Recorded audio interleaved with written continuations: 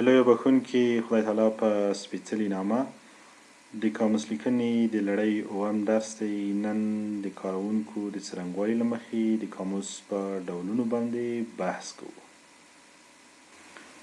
د قاموس ډولونه د کاروونکو د څرنګوالي له مخې. کاروونکی چاته وایي؟ کاروونکی هغه څوک دی چې له قاموس نه استفاده کوي. کله چې موږ متن لولو، ژباړه کوو، یا د خبرو اترو ژباړه کوو، یا غواړو ژبه زده کړو، له ډېرو داسې لغتونو سره مخ کېږو چې مجبور یو په یوه لاره یې زده کړو. د حل ځای قاموس دی. د قاموس نه موږ کولی شو د دغو لغتونو د سپړلو استفاده وکړو. څوک چې له قاموس نه د دغو سپړلو استفاده کوي د قاموس کاروونکی.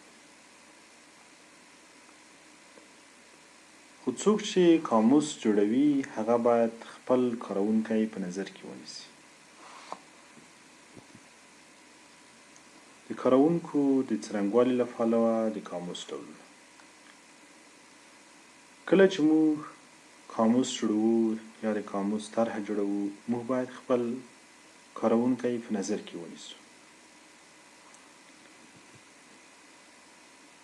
د کاروونکو ژبه یوه ده. هغه څوک چې زموږ قاموس کاروي هغه په یوه ژبه باندې پوهېږي، د یوې ژبې خلک دي. دا مسله موږ څه وخت په نظر کې نیسو؟ کله چې موږ قاموس جوړوو، د قاموس د لیکلو پر مهال مشخص شي دا قاموس د چا لپاره دی.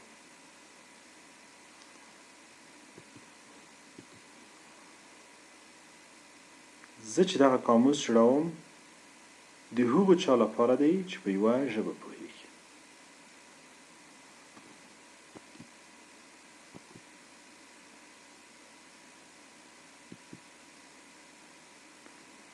هغه څوک چې دغه قاموس جوړوي هغه دې مشخص کړي. د دوه مشخص ژبې ویونکي دي. زما کاروونکي د دوه مشخص ژبې ویونکي دي.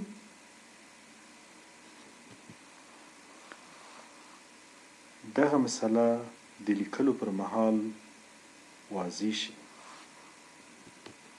د قاموس د دوه ژبو د کاروونکو لپاره دی.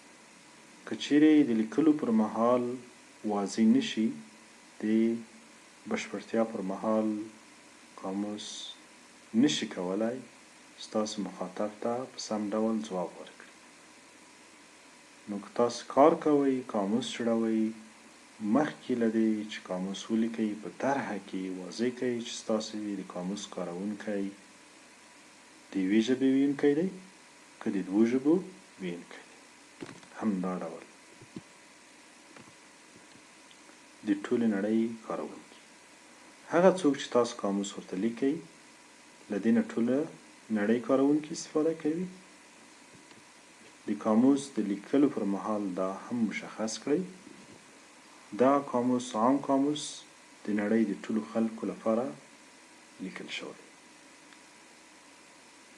کله چې موږ د قاموس طرحه جوړوو، اول په طرحه کې موږ واضح کړو چې زموږ له قاموس نه څوک استفاده کوي. د یوې ژبې اوسیدونکي، ویونکي، د دوو ژبو، او که زموږ قاموس عام دی د ټولې نړۍ کسان ترې استفاده کوي. پښتو قاموس دی، انګلیسي قاموس دی، د نړۍ ټول خلک استفاده ترې کوي. خو که د یوې ژبې قاموس وي، ممکن موږ ډېر لهجو او ډېر تخصصي شیانو ته لاړ شو. خو که عام قاموس جوړوو، بیا زموږ عام وګړي هم په نظر کې نیولي دي.